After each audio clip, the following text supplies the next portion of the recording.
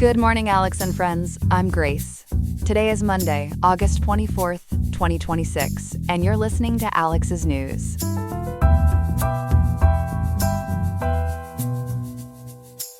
The weather in Riverside is going to be sweltering today, with a high of 100.9 degrees and a low of 72.2 degrees tonight. If you are heading outside, please remember to stay hydrated and take frequent breaks in the shade. On the program today, we are taking a deep dive into the policies of the Trump administration concerning the deportation of military family members. We will also investigate the actions of two Phoenix police officers who attempted to cover up a violent traffic stop. Along with these reports, we will have a variety of other important stories to cover throughout the show. There is a lot to get through today on Alex's News, so stay tuned.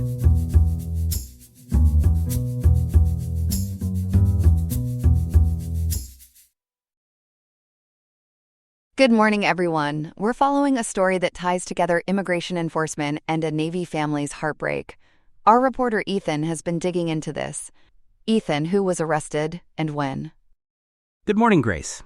On Saturday, August 22, 2026, Border Patrol agents arrested Luis Manuel Aviles. He's a 48-year-old handyman from Key West, Florida. Agents stopped his vehicle as he was leaving home to take his car to the mechanic. Aviles is originally from Nicaragua, and he's lived in the United States for 19 years. So this happened just 2 days ago. What makes his case stand out? What's striking is who he was waiting for. Aviles was taken into custody as he waited for the return of his son, Joshua Aviles. Joshua is a Navy service member, and he's entering his 9th month deployed aboard the USS Abraham Lincoln. According to reporting from PBS NewsHour and the Associated Press, syndicated through outlets like WRAL and WPXI, Aviles' wife Argelia spoke out. She said her husband has a permit to work in the United States. What else did his wife tell reporters about him? Argelia described him as a good father, Grace. She said he dedicates himself to work to put food on the table for his family. That's the family's account, and it paints a picture of an ordinary breadwinner. But the government sees this very differently. The Department of Homeland Security confirmed the arrest and issued a pointed statement. What exactly did DHS say? DHS said Aviles will remain in Immigration and Customs Enforcement custody pending removal proceedings while the government seeks to deport him. The department was blunt about the military connection. DHS said, quote, "Having a family member in the military is not a free pass to violate our nation's laws," end quote. It added that the Trump administration, quote, "does not pick and choose which laws to enforce," end quote. That's a firm line. Is this an isolated case or part of something bigger? It's part of a much broader pattern, Grace. This arrest highlights the Trump administration's mass deportation agenda, which includes rolling back immigration protections for military families. Right now, the administration is detaining at least dozens of parents and spouses of active-duty U.S. troops. The Associated Press found that at least 6 family members have been deported and 1 self-deported. The government, though, doesn't track these specific detentions. So the numbers we have are really just what reporters could piece together. Exactly. And in one case, the AP's reporting actually changed an outcome. The wife of a U.S. soldier had spent more than a month in federal immigration detention. She was removed from a deportation flight to Brazil following that AP reporting. So journalism has had real, tangible effects here, even as the full scale stays hidden because no agency keeps a running count. You mentioned protections for military families. What protections are we talking about? There's a program called Military Parole in Place. Historically, it's been one of the military's most highly advertised immigration benefits. It allows spouses, children, and parents of active duty service members and veterans to obtain legal immigration status from within the country. So the idea was that if your child serves, you might have a pathway to stay. That's clearly under pressure now. Does everyone in a military family qualify for that program? No, and that's an important caveat. Not everyone qualifies. Individuals who overstayed visas or who already applied for legal status at the border are excluded. So the eligibility rules are narrower than people assume. In Aviles' case, his wife says he possesses a work permit. But officials haven't said publicly how those rules apply to him. So there's a lot we still don't know about the legal side? There is. We don't know the exact ICE facility where Avils is being held. It hasn't been made public. And it remains unclear whether his work permit provides any legal protection against deportation. So the family is left with real uncertainty about both where he is and what legal footing he has. Let's turn back to his son Joshua. Tell us more about that deployment. Joshua has been serving aboard the USS Abraham Lincoln, which is deployed in the Middle East. That ship has set a U.S. military record for uninterrupted time at sea. And that extreme length has stirred widespread concerns. We're talking about food shortages, deteriorating mental health among the sailors, and increasing strain on the ship and its equipment. A record-setting deployment. How has the military responded to those concerns? Defense Secretary Pete Hegseth previously dismissed conditions aboard the Lincoln as, quote, completely misrepresented, end quote. When reporters pressed for more, the Pentagon referred all questions to the Navy. But as of today, August 24, 2026, the Navy has not responded to requests for comment. So there's a real lack of independent confirmation from the Navy about how this arrest is affecting an active duty sailor. Has Joshua himself said anything about his father's detention? He has, and it's raw. Joshua detailed his experience in a Facebook post on Saturday. He wrote that he's been working 12-hour shifts for more than 250 days without a break. He said he got the call about his father's detention on Saturday morning while still on the USS Lincoln, quote, fighting for a country that has given me everything, end quote. That's a devastating position to be in. What else did he write? He expressed profound distress.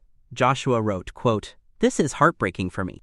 I don't know how I can mentally continue working 12-plus hour days knowing that my dad is somewhere, possibly treated like a criminal, end quote. So you have a sailor at sea for a record-length deployment, trying to do his job while worrying about where his father is being held. I understand his sister has also been speaking out. What's her perspective? Yes, his sister is 28-year-old Catherine Delgado.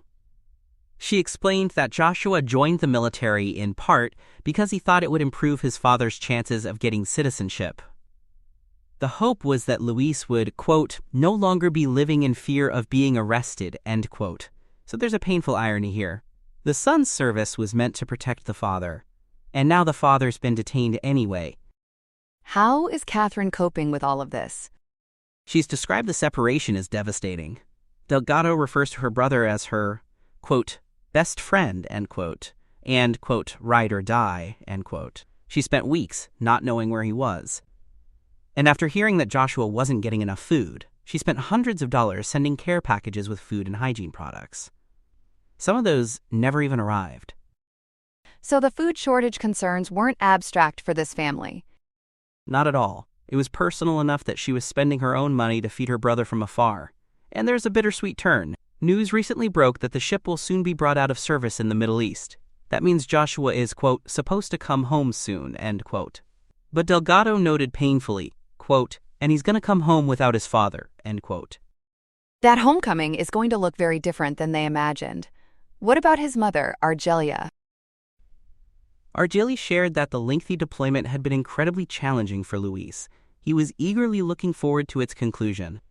She said he became distraught when 6 months passed and his son still hadn't returned. As the 9-month mark approached, Luis was excited and simply wanted to hug his son again. And now that reunion is in jeopardy. Right.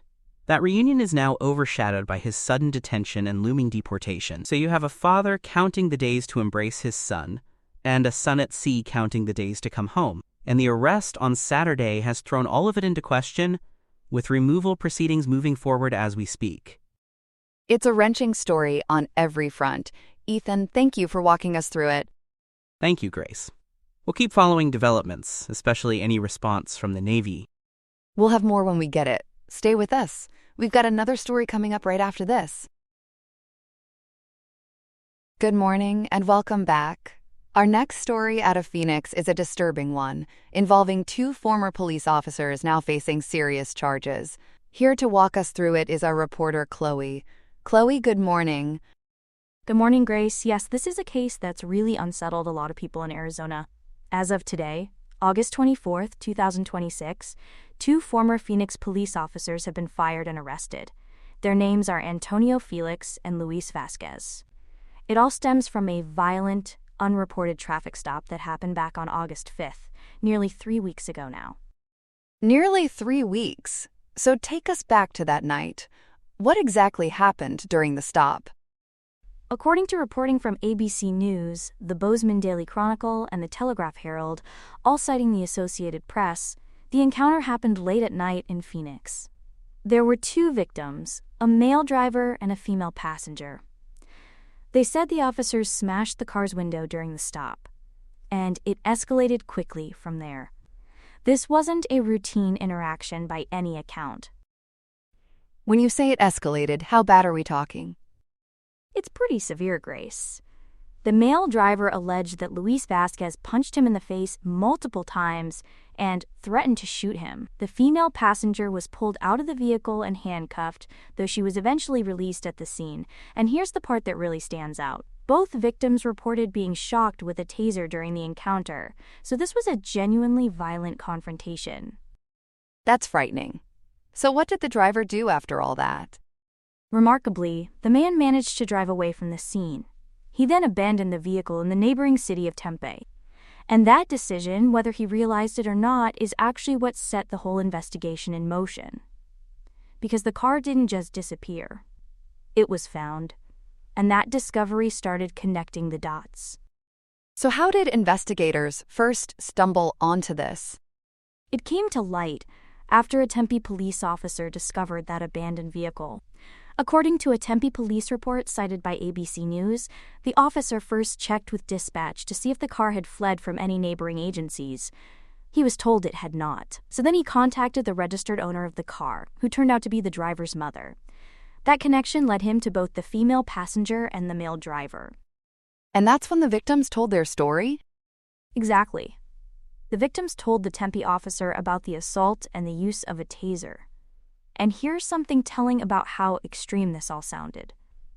Because of the nature of what they described, the Tempe officer initially suspected the victims had been targeted in an attempted carjacking. He thought maybe they'd been attacked by people impersonating police officers. That's how far outside the norm this seemed. That's a striking reaction. Did anyone in the Phoenix department feel the same way? They did, actually. Phoenix Police Chief Matt Giordano said he had a similar initial reaction. He described the incident as, quote, so far outside the bounds, end quote, of department policies. So the disbelief wasn't just coming from Tempe. Even the Phoenix chief himself struggled to believe his own officers could be involved. That tells you something about the severity here. So how did they confirm that Phoenix officers really were involved? The case was transitioned to a special investigations detail once detectives realized Phoenix officers were likely responsible. Investigators then established probable cause using automatic vehicle locator technology. That technology placed a department vehicle at the location at the time of the reported incident. So even without other evidence, the department's own tracking system put one of their cars right there. Chief Giordano also noted there was no indication the officers knew the victims beforehand. So this appears to have been random.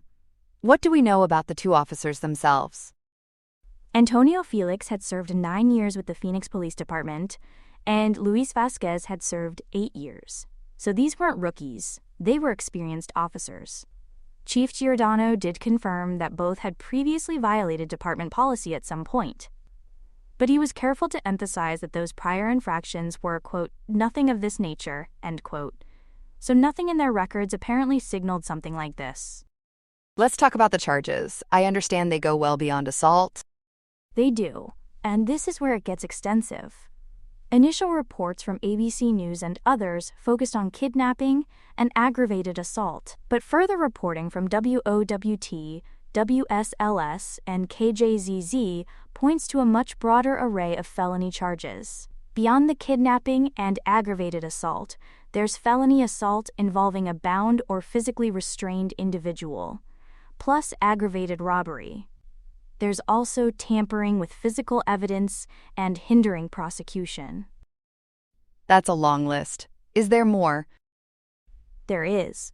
They're also facing charges of threatening and intimidating, as well as criminal damage. So when you add it all up, this is a very serious case with multiple felony counts against each man. And the tampering and hindering prosecution charges are especially notable because they speak to that idea of concealment, of trying to keep this whole thing quiet. Now, when did they actually appear in court? Their initial court appearances happened Saturday night, that was August 22nd, so just 2 days ago.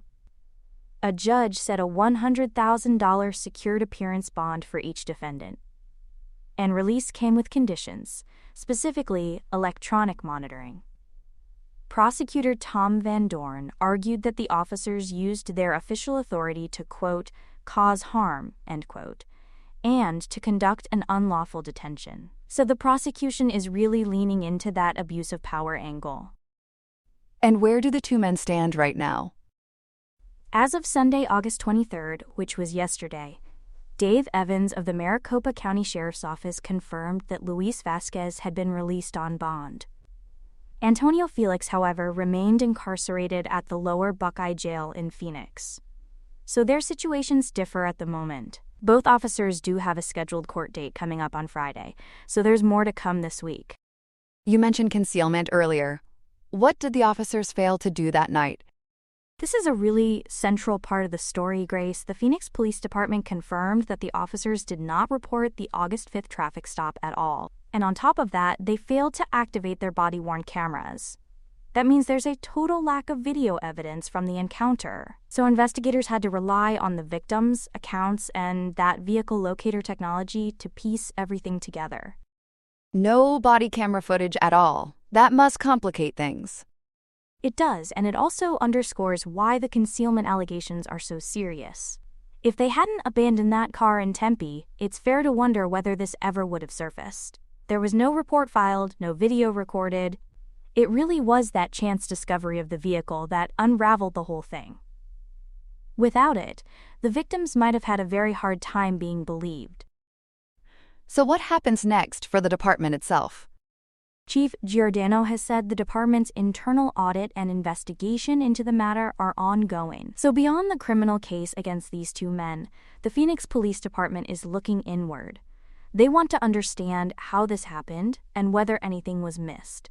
And with that court date on Friday, plus the ongoing internal review, this is a story that's going to keep developing over the coming days and weeks. It certainly sounds like it. Before we let you go, what's the biggest takeaway for our viewers this morning? I think it's the combination of the violence and the effort to hide it, Grace. You had two experienced officers, 9 years and 8 years on the force, accused of a brutal stop that was never reported, with cameras never turned on, and it only came to light because of an abandoned car and an alert Tempe officer. The system, in a sense, caught it almost by accident, and now it's working its way through the courts. Really compelling reporting. Chloe, thank you so much for breaking all of this down for us this morning. My pleasure, Grace. And we'll be following that Friday court date closely and bring you any updates as they come. Please do. That was our reporter, Chloe, with the latest on that Phoenix case. We'll be right back after this. Here are some other headlines. First up, we have a real sticky situation north of the border. President Donald Trump is playing hardball with Canada, slapping 50% tariffs on various goods after negotiations hit a wall. This trade war hits about 5% of Canada's annual exports, totaling roughly $20 billion. From cement and clothing to furniture, cameras, and even hockey sticks, the stakes are high and the ice is thin. Prime Minister Mark Carney isn't skating away from the fight, announcing retaliatory tariffs starting September 8th. Meanwhile, the Canadian dollar has taken a tumble, falling to approximately 1.38 per US dollar. Turning to Europe, it is time to celebrate as August 24th marks the 35th anniversary of Ukrainian Independence Day. UK Prime Minister Andy Burnham made his first international trip to Kyiv to meet President Volodymyr Zelensky and co-chair the Coalition of the Willing. Joining the party were leaders from Luxembourg, Moldova, and Estonia, while Armenian Prime Minister Nikol Pashinyan sent his best wishes. President Zelensky is digging his heels in, stating that while he wants peace, he will not surrender an inch of territory, specifically rejecting demands to give up the Donbass region. In the States, Governor Gretchen Whitmer of Michigan is joining the festivities with an official proclamation. On the military front, the U.S. Army is phasing out a drone unit that studied the conflict, while Russia claims to have struck a fuel tanker near Odessa. Moscow also launched a Soyuz rocket for its potential Rassvet satellite network. Not to be outdone, Ukraine has been shopping for trouble, striking Ozon e-commerce warehouses 3 days in a row. Moving to the halls of power in D.C., the 119th Congress is currently split, with 218 Republicans, 212 Democrats, 1 independent, and 4 vacancies. In a move that proves politics is the art of the possible, House Democratic leader Hakeem Jeffries and Jared Kushner met privately in New York. It seems the White House is trying to hedge its bets for the November midterms, discussing housing, immigration, and the cost of living to see if they can find some common ground. Finally, Treasury Secretary Scott Bessent is launching what he calls an economic D-Day. This financial offensive targets those trading with Iran, but Tehran is not taking it lying down. Foreign Minister Abbas Araghchi called the sanctions a desperate ploy, while Mohsen Rezai warned that if the economic war continues, not a single drop of oil will leave the Persian Gulf. Iran is even threatening to seize vessels in the Strait of Hormuz. While the U.S. is urging China to chip in, Beijing has rejected the idea.